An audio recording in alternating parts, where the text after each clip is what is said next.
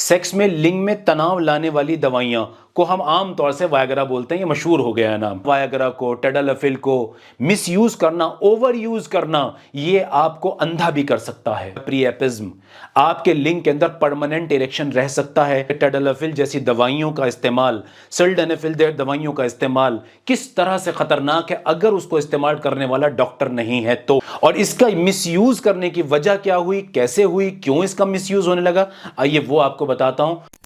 एक ताकतवर हथियार, एक ताकतवर वेपन, एक ताकतवर गन अगर किसी फौजी के हाथ में दे दी जाए जिस वक्त वो बॉर्डर पर लड़ रहा हो देश के लिए, तो अंदाजा लगाइए कि वो देश को कितना ज्यादा फायदा पहुंचाएगा।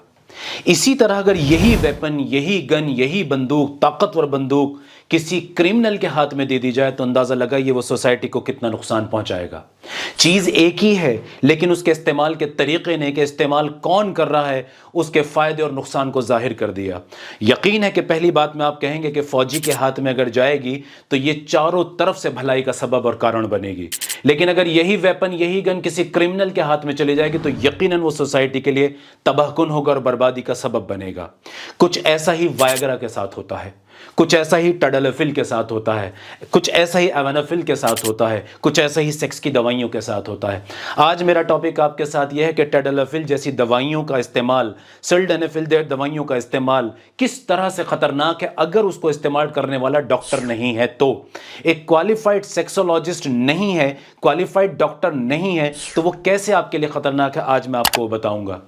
तो याद रखिए, मैं अपनी वीडियो के टॉपिक्स को भी और अपनी जबान को भी बहुत आसान रखता हूं जिससे हर किस्म का इंसान मेरी बात को समझ सके। ये क्लास का मकसद कोई मेडिकल लेक्चर नहीं होता, कोई किताब पढ़ाना मकसद नहीं है, ना ही ये कोई साइंस की क्लास है। आप बस इतना समझिए कि आप अपनी सेहत को कैसे बचा सकते हैं, उसकी मेरी ये कोशिश है। और मुझे आप लोगों की मोहब्बत से ये अंदाज़ा हो रहा है, जो मैं अपने कमेंट बॉक्स में देखता हूं, जिस तरह से मुझे प्रमोशन मिल रहा है और आप लोगों की तरफ से मोहब्बत आ रही है, इससे मुझे अंदाजा हो रहा है कि मैं अपनी बात, सही बात, हक बात, सच बात आप तक पहुंचा पा रहा हूं।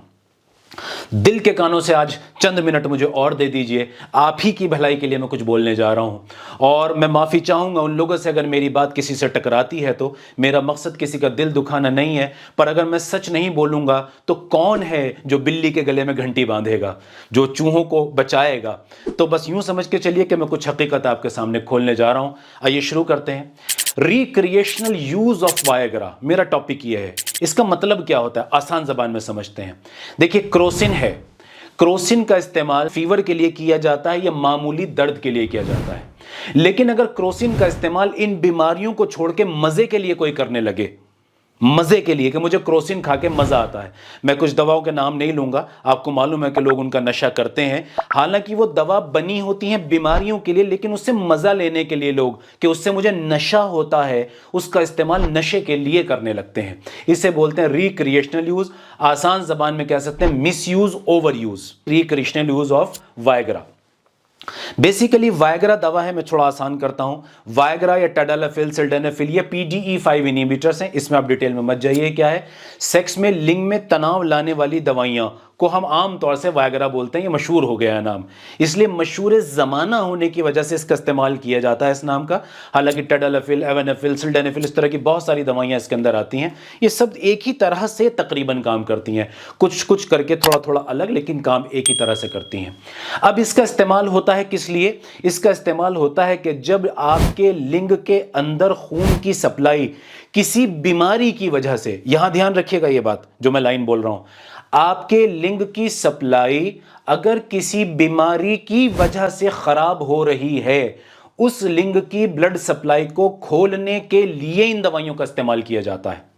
चूंकि ये दवाइयां कमजोर लिंग के अंदर इरेक्शन लाती हैं तो लोगों को फायदा होता है, बस इसके इसी फायदे का मिसयूज करने लगे लोग। और इसका मिसयूज करने की वजह क्या हुई, कैसे हुई, क्यों इसका मिसयूज होने लगा, आइए वो आपको बताता हूं। और फिर इसके बाद बताऊंगा कि इसके मिसयूज का, ओवर यूज का नुकसान क्या होता है आपके जिस्म को, वो भी मैं आपको बताऊंगा। पहले मैं बताता हूं जो जो मेरे जहन में आता जा रहा है, जो जो पॉइंट्स मेरे दिमाग में आते जा रहे हैं। मैं कोई प्री प्लान करके वीडियो नहीं करता हूं, तो कहीं अगर मुझसे गलती हो जाए तो मुझे माफ कीजिएगा। तो मैं जहां तक समझ पा रहा हूं बताता हूं कि इसकी शुरुआत कैसे हुई, रिक्रिएशनल यूज क्यों हुआ वायग्रा का। इसमें मुझे लगता है कि सबसे पहला रोल जो प्ले करते हैं वो दोस्त करते हैं, यार करते हैं। जी हां, कुछ दोस्तों ने वायग्रा को यूज किया होता है तो वो अपने दोस्तों को कहते हैं यार तू सेक्स करने जा रहा है तो ये गोली खा के सेक्स करना बड़ा मजा आएगा। जी हां, बिल्कुल इस तरह से इस्तेमाल किया जाता है, दोस्तों के जरिए, इंटरनेट के जरिए यह बताया जाता है। इसमें कुछ डॉक्टर्स भी शामिल हैं, मैं नाम नहीं लूंगा। हमारे यहाँ एक बहुत मशहूर सेक्सोलॉजिस्ट हैं, मैं उनका नाम नहीं लूंगा क्योंकि मेरा मकसद उनको किसी भी तरह डिफेम करना नहीं है। वो एक बहुत अच्छे डॉक्टर हो सकते हैं, लेकिन एक बड़ी गलती उन्होंने की। एक मरतबा मैं यूट्यूब को ऐसे ही देख रहा था, वो जो रील्स आप लोग बोलते हैं, रील्स को मैं देख रहा था, तो उन डॉक्टर साहब का मेरे पास सामने एक रील आई। उस रील में वो एक आउट ऑफ इंडिया एक कंट्री में खड़े हैं, मैं कंट्री का नाम भी नहीं लूंगा, कहीं उसका पता उनको ना लगे तो उन्हें तकलीफ होगी मेरी बात से, मैं तकलीफ नहीं पहुंचाना चाहता बिल्कुल। तो वो वहां खड़े हैं उस जगह पर, और वो कंट्री मशहूर है प्रोस्टिट्यूशन के लिए। वो उस गली में खड़े हैं जहां प्रोस्टिट्यूट्स होती हैं, जहां ये काम किया जाता है। वहां वो वायग्रा की गोली दिखाकर अपनी वीडियो में बता रहे हैं कि भाई अगर आप इस कंट्री में आ रहे हैं तो ये गोली लेके आए साथ में, आपकी जो वैकेशन है वो मजेदार हो जाएगी। मैं सोच में पड़ गया, मेरा इतना दिल दुखा, मुझे बड़ा अफसोस हुआ कि जब क्वालिफाइड डॉक्टर जवान लड़के लड़कियों को यह बताएंगे कि यह गोली आपके सेक्स को कई गुना बढ़ा देगी, ये गोली लेके आए आप यहां पे अगर मजा लूटना है तो, जबकि वो दवा है, वो चॉकलेट और टॉफी नहीं है। ये वो कर रहे हैं तो डॉक्टर्स भी इसको गलत तरह से प्रमोट कर देते हैं। इसी तरह से मेडिकल स्टोर्स, आप मेडिकल स्टोर पे जाएं, लड़का जाके कहता है जी मुझे सेक्स की गोली दे दो, वो फट से निकाल के गोली दे देते हैं आपको। अच्छा, मेडिकल स्टोर वाला डॉक्टर नहीं होता, उसे थोड़ी पता है कि इस आदमी को एक्चुअली बीमारी है क्या, मुझे कितने मिलीग्राम में गोली देनी चाहिए। वो तो उठा के फौरन उसको 100 mg 20 mg और मैक्सिमम स्ट्रेंथ वाली, मैक्सिमम ताकत वाली गोली उसको दे देता है। अब ये लड़का जब ये गोली खाता है, इसको बीमारी तो होती नहीं है, तो इसका लिंक बहुत स्ट्रांग खड़ा हो जाता है। इससे ऐसा लगता है यार कमाल हो गया, चमत्कार हो गया, मैंने तो एक टाइम में 4-4 5-5 बार सेक्स कर लिया। अब यहीं से इसके दिमाग पे डिपेंडेंस आती है, इसका ब्रेन अगली बार सेक्स के लिए कहता है यार वैसा ही करना है मजे वाला सेक्स, ये फिर इस गोली का इस्तेमाल करता है। ये इतनी भयानक बात है कि मैं आपको बता नहीं सकता।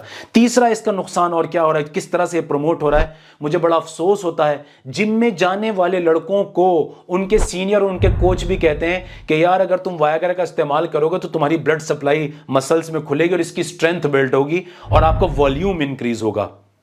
अजीब बात है, अजीब बात है, क्या आपके पास नेचुरल चीजें और दूसरी चीजें नहीं बची जो आप जहर प्रमोट करने पे आ गए। जहर का मेरे कहने का मतलब है बिना क्वालिफाइड डॉक्टर के जरिए, अगर आप देखिए, जैसे मैं हमेशा एक बात कहता हूं, किडनी वाला जो पेशेंट जिसकी किडनी का फिल्ट्रेशन रेट बहुत गिर गया हो, उसको अगर आप 2 लीटर पानी पिला दे तो वो उस पानी पीने की वजह से मर जाएगा। तो पानी खराब नहीं हुआ, उसका इस्तेमाल गलत हुआ।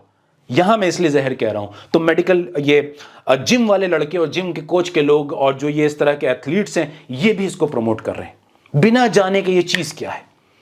इसी तरह से अजीब, आप हैरत में पड़ जाएंगे, हमारे इंडियन सड़कों पर, हाईवेज पर जो ढाबे हैं, आपको जान के हैरत होगी कि ये ढाबे भी ये गोलियां बेच रहे हैं। इन पे आने जाने वाले लोग, सड़क पे चलते हुए लोग, मैं क्या बताऊं, मुझे खुद हया भी आती है ये बातें, लेकिन ये कड़वा सच है कि वहां आपको प्रोस्टिट्यूशन भी मिलता है, वैश्यवृत्ति वाली चीजें भी मिलती हैं, आपको कॉन्डोम्स भी मिलते हैं, आपको वायग्रा भी मिलता है।